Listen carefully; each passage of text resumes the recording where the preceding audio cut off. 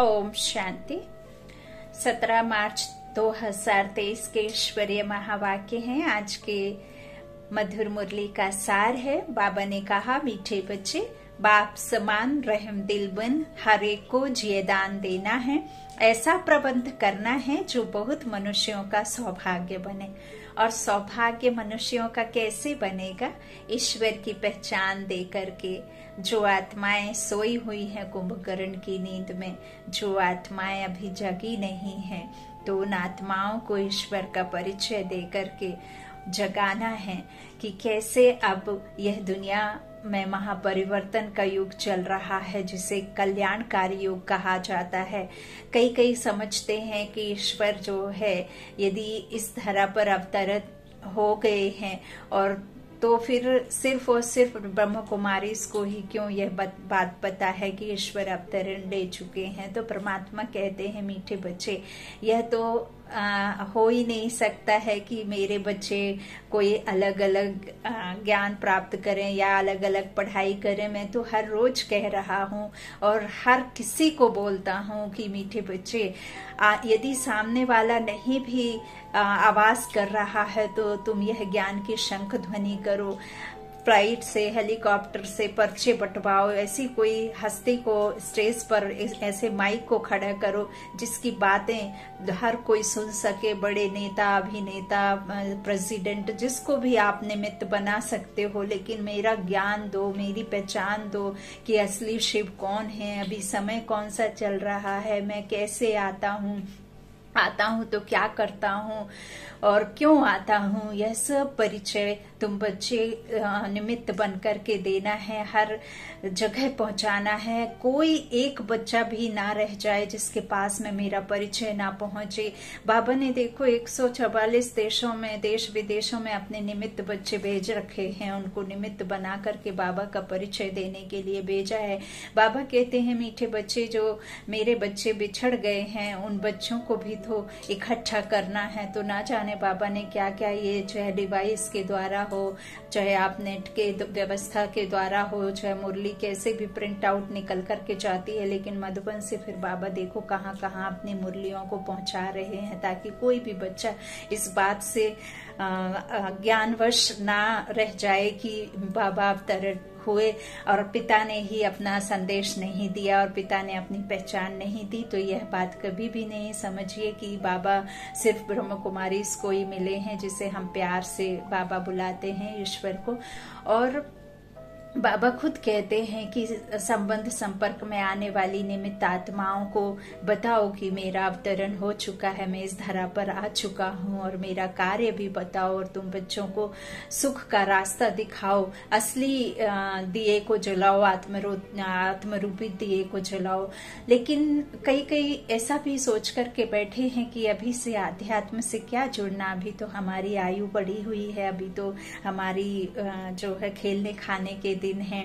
जब तक 70-60 वर्ष नहीं हो जाती है तब तक क्या भक्ति करना, क्या ईश्वर को जानना, क्या मानना, अभी तो हमारे सुख के दिन हैं। तो यह सब बातें हैं जिसकी वजह से खुद ही ईश्वर का परिचय जो भी कह लो उनका नहीं है भाग्य, जैसे भी आप कह सकते हैं, जो भी नाम दे, परिभाषा दे। तो बाबा तो कहते हैं कि बच्चे, हर किसी को अब परमात्मा का परिचय दो। मंदिरों में जाकर सेवा करो, शादी विवाह में जाओ, सिविल ड्रेस में जाओ, ताकि कोई देख करके ना समझे। क्योंकि जो विकार की बात सुनते हैं तो लोग वैसे ही चिढ़ जाते हैं कि बिना विकार के कैसे वंश चलेगा, कैसे आगे चलेंगे। तो देखिए, पवित्रता के बल पर ही ये दुनिया अभी टिकी हुई है। बाबा ने कितने बार मुरलियों में कहा है कि इस संसार में जो पवित्र आत्माएं हैं, जिन्होंने पवित्रता को धारण कर रखा है, जो संत महात्मा हैं, जो गुरु आदि हैं, जो बचपन से कहना चाहिए पवित्रता का पालन कर रहे हैं, उन सब भी जो है इस कार्य में सपोर्ट है कि वो दुनिया को टिकाने के लिए कुछ समय के लिए रोक रखा है। नहीं तो कितना विकार है इस संसार में। तो आज बाबा यही कह रहे हैं कि बाप समान रहम दिल बन हर एक को जियदान देना है, ऐसा प्रबंध करना है जो बहुत मनुष्यों का सौभाग्य बने। मुरली का प्रश्न है, इस समय दुनिया में हर एक मनुष्य गरीब है, इसलिए उन्हें कौन सी सहूलियत तुम्हें देनी है। हर कोई गरीब, पैसे आदि की बात बाबा नहीं करते हैं। गरीब अर्थात जिसके पास में विकारों की भरपाई है, 5 विकारों से अवगुणों से भरपूर आत्माएं हैं। वही 5 विकार जो गरीबी का कारण है, संपन्न नहीं होने देते हैं, सुखी नहीं होने देते हैं, प्रेम से भरपूर नहीं रहने देते हैं। तो इसीलिए बाबा ने बच्चों को गरीब कहा है। बाबा को गरीब निवास कहा जाता है। बाबा को ये नहीं कहा जाता है कि कोई धनवान व्यक्ति को मिलते हैं ईश्वर, है ना। तो बाबा को गरीब निवास कहा जाता है, अमीर निवास नहीं कहा जाता है, क्योंकि जो बच्चे दुखी हैं, परेशान हैं, समस्याओं से उलझे हुए हैं, वही तो ईश्वर को याद करते हैं। और जो यहाँ धन माया में खोए हुए हैं, वो तो समझते हैं कि यहाँ स्वर्ग है, यही नरक है ना। अच्छा, तो बाबा कहते हैं तुम्हें फिर उन गरीबों को कौन सी सहूलियत देनी है। उत्तर में बाबा ने कहा, तुम्हारे पास जो भी अविनाशी ज्ञान रत्नों रूपी रोटी लेने के लिए आते हैं, उनकी झोली बहुत प्यार से तुम्हें भरनी है।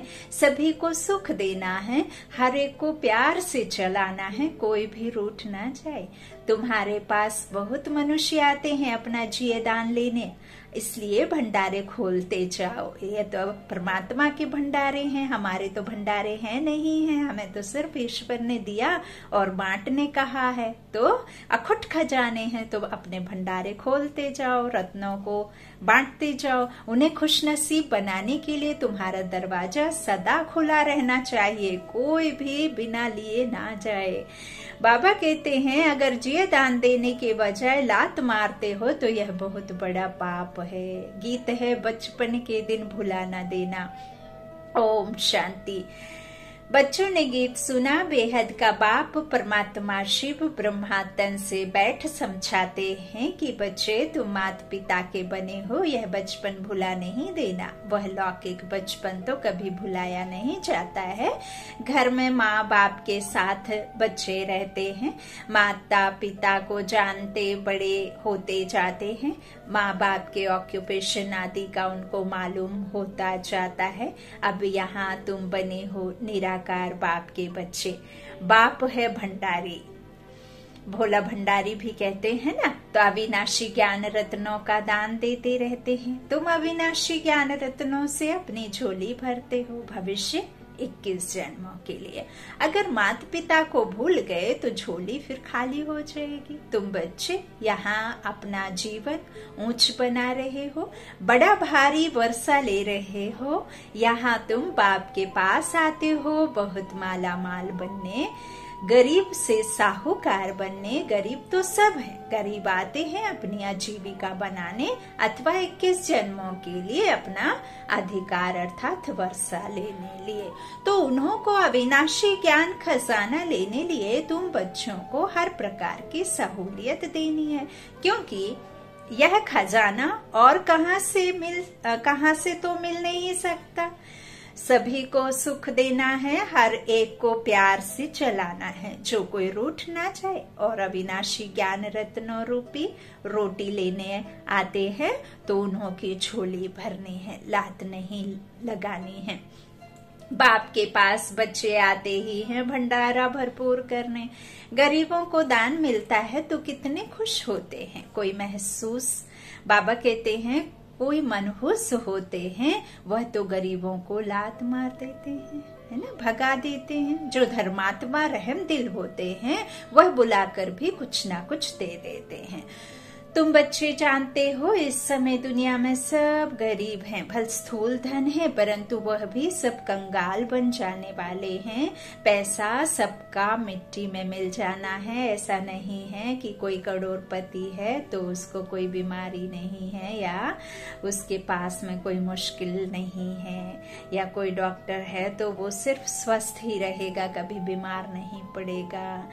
किसी के पास धन है तो ऐसा नहीं है कि उनके पास में उनके बच्चे दुख देने वाले नहीं हैं, है ना।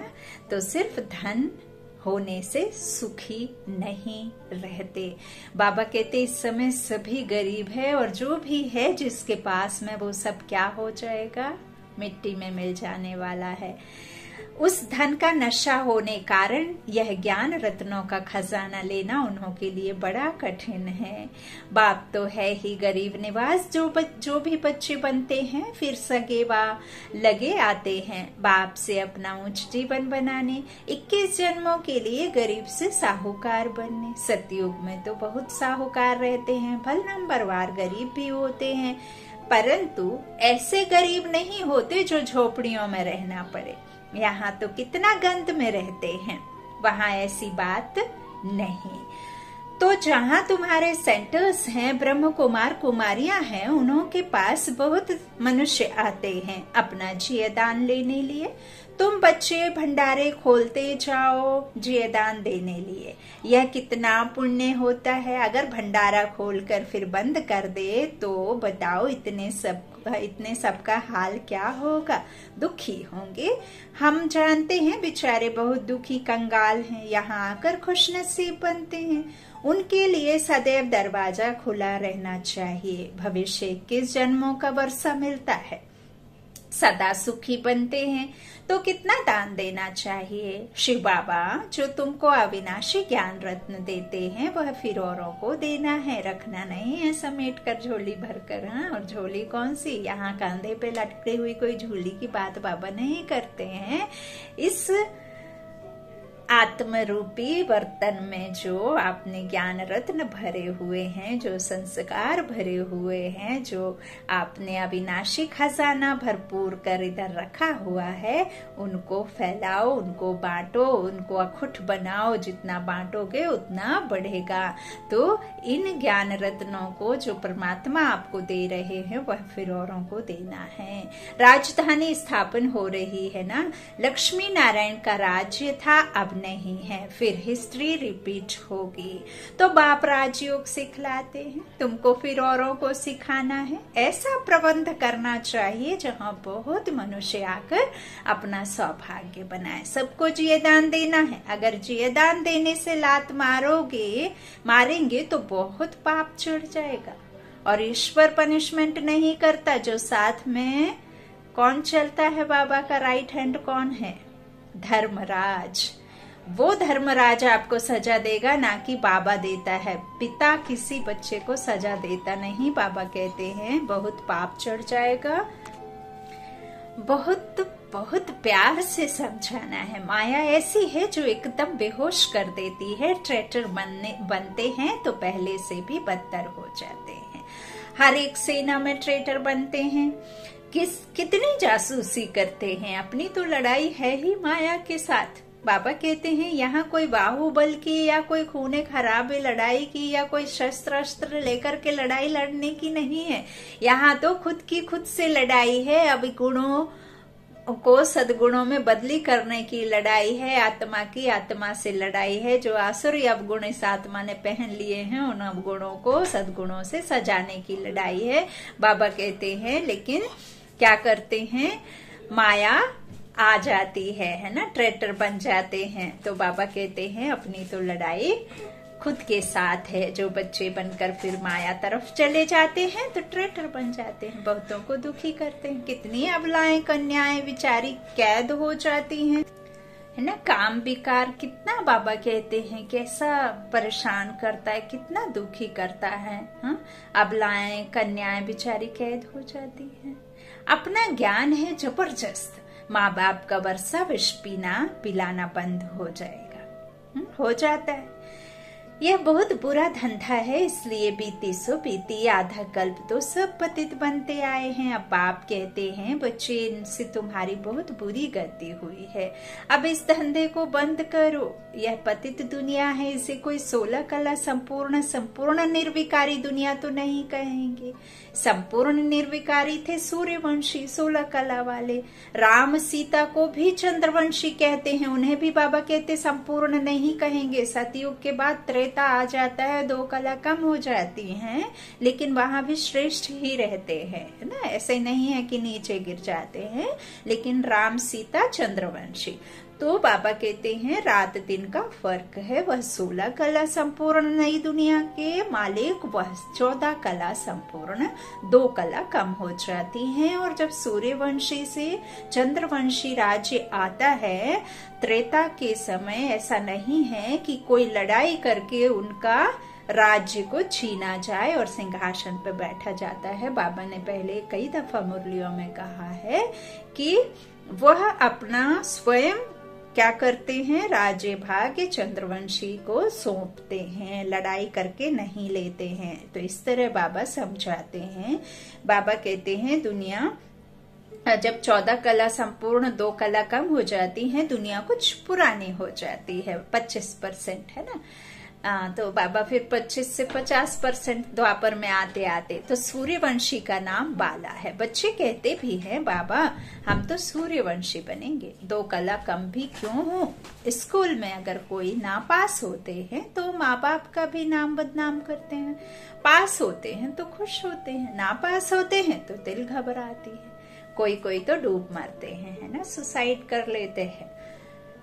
जो फुल पास होते हैं वह सूर्यवंशी लक्ष्मी नारायण के घराने में जाते हैं। कल्प पहले भी ऐसे हुआ था। बरोबर इस समय बाप आकर पहले ब्राह्मण कुल स्थापन कर उनको बैठ पढ़ाते हैं, जो फिर सूर्यवंशी चंद्रवंशी बनते हैं। इसमें पढ़ना और पढ़ाना है, नहीं तो पढ़े हुए के आगे भरी ढोएंगे। यहाँ तुम्हारे सामने एम ऑब्जेक्ट है, यहाँ अंधश्रद्धा हो नहीं सकती।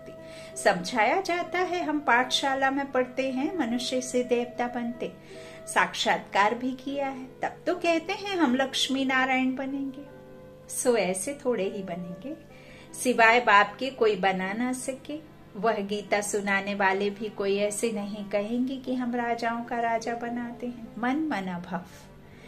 बाबा कहते हैं मेरे बच्चे बनो, वह तो प्रजापिता ब्रह्मा और जगदम्बा ही कह सकते हैं। अपने को कोई प्रजापिता ब्रह्मा भी कह ना सके, कितना भी झूठा वेश बनावे, परंतु यह बातें समझा ना सके। यह तो शिव बाबा ही समझाते हैं। अब भल प्रजापिता ब्रह्मा या जगदम्बा, तो वो खुद को खुद तो नहीं कह सकते जब तक ईश्वर उनके आकर के ज्ञान ना दे, है ना। तभी तो फिर उनको प्रजापिता और जगदम्बा कह सकते हैं। खुद को तो कोई कह ना सके, कितना भी वेश बना ले, कितना भी बातें करें, लेकिन बाबा जो समझाते हैं वो थोड़े ना समझा पाएंगे। तो यह तो शिव बाबा ही समझा सकते हैं, मनुष्य थोड़े ही कहेंगे। मन मना भाव वो चक्र का राज थोड़े ही समझाएंगे कि कल्प कितने वर्ष का होता है, चक्र कैसे फिरता है, कोई नहीं जानते। तुम बच्चों को बहुत नॉलेज मिलती है, मोटी बुद्धि। बाबा कहते इतना पढ़ नहीं सकेंगे, इम्तिहान है बहुत कड़ा, ICS इम्तिहान में भी बहुत थोड़े साहस रखते हैं। गवर्नमेंट भी समझाती है इम्तिहान कड़ा रखें तो कम पास होंगे, यहाँ भी लिमिट है। 8 नंबर वन में जाते हैं। नंबर 1 में कितने जाते हैं? 8। फिर 108 माला बताई ना बाबा ने। इस समय करोड़ों भारतवासी होंगे, उनमें भी जो देवी देवता धर्म के होंगे वह निकलेंगे। 33 करोड़ देवताएं गाए जाते हैं ना, तो उनमें 8 नंबर 1 सूर्यवंशी बनते हैं और 8 डिनाइस्टी चलती हैं। वहां बाबा ने कहा प्रिंस प्रिंसेस भी बहुत होंगे ना, कोई सिर्फ लक्ष्मी नारायण या राधे कृष्ण से राज्य नहीं चल जाएगा, प्रजा भी चाहिए। और 8 डिनाइस्टी तो बाबा कहते हैं फिर वहां पर कितने चाहिए, है ना। तो इस तरह से यह बहुत बड़ा इम्तिहान है। बाबा कहते हैं बहुत प्रिंस प्रिंसेस भी होंगे ना, इम्तिहान बहुत बड़ा भारी है। 8 विजय माला के दाने बनते हैं, इसमें भी एक तो है मामा कुमारी है और यह फिर है बूढ़ा। किसे बाबा ने बूढ़ा कहा? ब्रह्मा बाबा को। मम्मा जवान है। अच्छा, पढ़कर पद पाती है ना। जगदम्बा जवान है तो पढ़कर पद पाती है, यह भी बूढ़ेपन में पढ़कर इम्तिहान तो पास करते हैं ना। बाप से वर्षा लेने में मेहनत की बात है। तुम बच्चों को भगवान पढ़ाते हैं, यह तो बड़े ही भाग्य की बात है जो भगवान का बनकर फिर उनकी सर्विस में लग जाए। सिंध में तुम सब आए, फिर उनसे कितने तो टूट गए। सिंध के हैं ना बाबा, तो बाबा कहते वहां से फिर आए, कितने टूट गए। बाकी जो तीखे निकले उनकी तो कमाल है, कितने को आप समान बना रहे हैं, तो आफरीन देनी पड़े ना। भट्टी से 300 निकले नंबर बार। 300 बच्चों की पालना बाबा ने 14 वर्ष तक की थी। जो भी बाबा के पास में स्थूल धन था, तन मन धन से बाबा ने समर्पित कर, और सदा नंबर 1 भोजन उनके लिए बनवाया जाता था, क्योंकि यही सतयुग राज्य की स्थापना करने के निमित्त बाबा कहते थे कि ये बच्चों को किसी बात की कमी नहीं होनी चाहिए, इनकी पालना नंबर 1 से लग्जरी तरीके से होनी चाहिए। बाबा ने सब कुछ दे दिया, तो 300 निकले नंबर बार। अब तो हजारों में हो गए हैं ना। नए नए सेंटर्स खुलते जाते हैं, कितने मनुष्य आकर अपनी जीवन हीरे जैसी बनाते हैं, बनकर फिर औरों को बनाना चाहिए। मुरझाए हुए को सुरजीत करना है, बड़े प्यार से एक एक को हाथ करना होता है। कहाँ बेचारे के पैर खिसक ना जाएं। जितना जास्ती सेंटर्स होंगे उतना जास्ती आकर जियादान पाएंगे, पावन हीरे जैसा जीवन बनाएंगे। अभी तो पतित कौड़ी जैसा है। तो बाप कहते हैं पुरुषार्थ कर सूर्यवंशी में आ जाओ, बाप को याद करो। ऐसे नहीं कहते कि ब्रह्मा विष्णु शंकर को याद करो। बहुत मनुष्य पूछते हैं शंकर का क्या पाठ है, प्रेरणा से कैसे विनाश कराते हैं। बोलो, यह तो गाया हुआ है, चित्र भी है, इस पर समझाया जाता है। वास्तव में तुम्हारा कोई इन बातों से कनेक्शन है नहीं। पहले तो समझो, हमको बाप से वर्षा लेना है, मन मना भव हो जाओ। शंकर क्या करता है, फलाना क्या करता है, हाँ? अब जानवरों का क्या होगा, जानवर कौन सी योनि में आते हैं, इसका क्या होगा, उसका क्या होगा। बाबा कहते हैं कि इन सब में मत जाओ। एक गली का कुत्ता एक अच्छे घर में पालना पाता है, वो मालिक उसका दूध रोटी और ना जाने उसको कैसे कैसे अच्छे लग्जरी एसी में और उसके लिए अलग से रूम बनवाता। नहीं तो फिर एक को कचरे से उठा करके खाना खाना पड़ता। पहले अपनी बना लो, फिर उनकी तो बन ही जाएगी। तो बाबा कहते हैं ये सब जो शंकर क्या करता है, फलाना क्या करता है, इसमें जाने की दरकार क्या है। मुझ बाप को याद करो और बस अपने चलते चलो, बाकी सब पिता पर छोड़ दो। तुम सिर्फ 2 अक्षर पकड़ लो, बाप और वर्षे को याद करो, तो राजधानी मिल जाएगी। बाकी शंकर को गले में सांप क्यों दिया है, योग में ऐसे क्यों बैठता है, इन बातों से कुछ कनेक्शन नहीं। मुख्य बात है ही बाप को याद करना। बाकी ऐसे ऐसे तो ढेर प्रश्न उठाएंगे, इससे तुम्हारा क्या फायदा। तुम सब बातें भूल जाओ। वो तो जिन्होंने लिखी है वो ही गुत्थी सुलझा दे रहे हैं। परमात्मा ने तो वो सब किया नहीं है जो चित्रों में संसार भर की दंत कथाएं डाल दी हैं। कहीं पार्वती को कथा सुनाई, तो कहीं सत्यनारायण की कथा, तो कहीं ये कथा, तो कहीं रैयत के टीले बनाना, कहीं इसका गोबर की गौर बनाना, ना जाने क्या क्या है ना। 5 तत्वों को, पेड़ पौधों को, सबको पूजने लगे। तो वो जिन्होंने किया सो वो तो वापस होना ही है। बाबा कहते सब बातों को भूल जाओ। बाप कहते हैं मुझे याद करो तो विकर्म विनाश होंगे। हम बाप का संदेश देते हैं, याद नहीं करेंगे तो विक्रमाजीत नहीं बनेंगे, फिर वन में नहीं आएंगे। तो फिर ज्ञान की धारणा कैसे होगी। उल्टे सुल्टे प्रश्न कोई पूछे तो बोले पहले नॉलेज तो समझो, अपने को आत्मा समझ बाप को याद करो, बाकी सब बातें छोड़ दो, आगे चल समझते जाएंगे। वर्षा लेने की हिम्मत दिखाओ, हम बाप का संदेश देते हैं, फिर करो ना करो तुम्हारी मर्जी। बाप के पास पवित्र बन जाएंगे तो फिर नई पावन दुनिया में ऊंच पद दिलाएंगे। स्वदर्शन चक्र फिराओ, 84 जन्मों के चक्र को याद करो। बस जितना जो याद करेंगे वही विजय माला में पिरोए जाएंगे। और कुछ जप तप आदि नहीं करना है, इन सब से छुड़ा देते हैं। द्वापर से लेकर तो हद का वर्षा लेते आए, अभी बेहद के बाप से बेहद का वर्षा लेना है। अभी तुम जो वर्षा लेते हो वह 21 जन्मों के लिए अविनाशी बन जाता है। वहां तुमको कोई यह पता नहीं पड़ता है कि हमने यह वर्षा कैसे पाया है, वह यह अविनाशी वर्षा है। वहां तो प्रालब्धि प्राप्ति रहती है। यह तुम अभी जानते हो कि हम 21 जन्म राज्य भाग्य करेंगे, इसीलिए बाबा ने इस संगम युग को श्रेष्ठ युग कहा है, क्योंकि यहाँ ही हमें सुख दुख ईश्वर का, मनुष्यों का, द्वापर का, कलयुग का, सतयुग का, त्रेता का सारा नॉलेज सिर्फ यही संगम पर रहता है। वो भी आम मनुष्यों को नहीं, सिर्फ बाबा के ब्राह्मण बच्चों को, है ना, सतयुगी आत्माओं को। तो बाबा कहते इस तरह से जो आपको मिलता है वह तो 21 जन्म के लिए चलता है ना।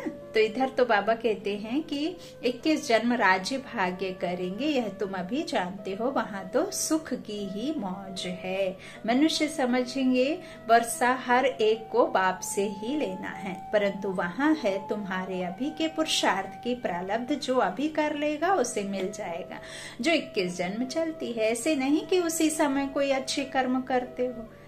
यहाँ तो ऐसे अच्छे कर्म सीखते हो जन्म बाय जन्म, फिर तुम राजाई में आएंगे। कहते हैं ना, पिछले जन्म का इसने इतने अच्छे परिवार में इतने संस्कारी बच्चे हैं, तो पक्का इन्होंने, इनके माता पिता ने पिछले जन्मों में कोई अच्छा कर्म किया होगा, तभी इतना प्यारा, इतना अच्छा संस्कारी बच्चे मिले। कहते हैं तो बाबा कहते हैं ऐसा थोड़ी, जहाँ जाओगे वहीं करोगे, यहाँ के वहां ले जाओगे तो ट्रांसफर हो जाएंगे साथ में। बाबा कहते हैं ऐसे अच्छे कर्म सीखते हैं जन्म बाय जन्म, फिर तुम राजाई में आएंगे। हाँ, 21 जन्म के लिए बाप फरमान करते हैं, एक तो पवित्र बनो और मुझे याद करो, परंतु माया भुला देती है। सृष्टि का चक्र कैसे फिरता है वह याद करने से हम चक्रवर्ती राजा रानी बनते हैं। कितनी सहज बात है। कन्याओं के लिए तो सबसे सहज है, अधर कुमारियों को फिर सीढ़ी उतरने में मेहनत लगती है। जहां तहां से कुमारियां जास्ती निकलती हैं। इस समय शादी करना तो पूरी बर्बादी है। यहाँ शिव साजन के साथ सगाई करने से पूरी आबादी हो जाएगी स्वर्ग में। तुम अभी गॉड फादरली सर्विस पर हो, इससे उजूरा क्या मिलेगा। तुम विश्व का मालिक बनेंगे, यह है सच्ची कमाई। तुम ब्राह्मण हाथ भरतू कर जाएंगे और बाकी हाथ खाली जाएंगे, यह तुम्हारी सच्ची कमाई है। बाकी सबकी है झूठी कमाई, तो हाथ खाली ही जाएंगे। अच्छा, मीठे मीठे सिक्की लाधे, देखो सिक्की लाधे अक्षर का अर्थ कितना अच्छा है, ऐसे और कोई कह ना सके। बहुत सिक सिक से मिलते हैं। आत्मा परमात्मा अलग रहे बहुकाल, तुम 5-6 हजार वर्ष बाद फिर आकर मिले हो। इनको कहते हैं बेहद के सिक्की लाधे बच्चे।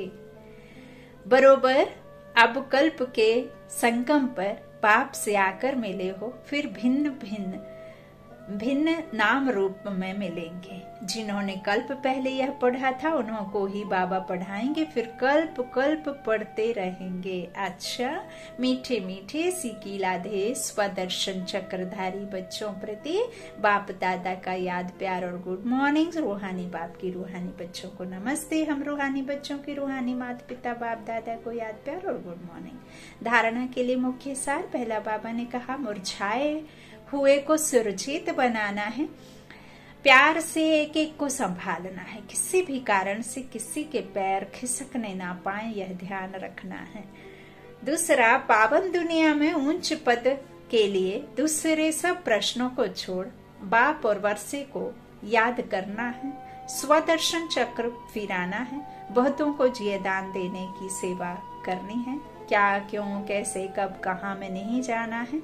हमारे मनमोहनी दादी कहती थी, क्या क्यों कैसे कब कहाँ में जाएंगे तो हमेशा मुझे रहेंगे, और फिर कभी भी आपको डॉट बन करके आंसर नहीं मिलेगा, क्योंकि कौआ काऊ काऊ करता है। एक बाप पर निश्चय करना है, निश्चय रहेगा तो निश्चिंत हो जाएंगे, है ना। जो भी हो रहा है सब कुछ कल्याणकारी है। वरदान है बाबा का।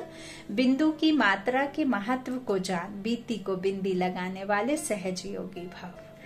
सबसे सरल मात्रा बिंदी है ना। लिखने में, पढ़ने में, जानने में, समझने में बिंदी सबसे सरल है। बाप दादा सिर्फ बिंदी का हिसाब बताते हैं, स्वयं भी बिंदु रूप बनो, याद भी बिंदु को करो और ड्रामा के हर दृश्य को जानने करने के बाद बिंदु की मात्रा लगा दो। इस बिंदु की मात्रा के महत्व को जान, बीती को बिंदी लगा दो, बिंदु बन जाओ तो सहज योगी बन जाएंगे। वैसे भी अब बिंदी बन घर जाना है, बिंदी आत्मा। घर में सब बिंदु रूप में रहते, जहाँ संकल्प कर्म संस्कार सब मर्ज हैं। स्लोगन है कर्म योगी बन, कर्म करते भी उपराम स्थिति में रहना, अर्थात उड़ता पंछी बनना। कर्म योगी बन, कर्म करते भी उपराम स्थिति में रहना, अर्थात उड़ता पंछी बनना। अच्छा, ओम शांति। शुक्रिया बाप दादा, शुक्रिया आप सभी भाई बहनों के स्नेह का, प्यार का। Om Shanti, good night.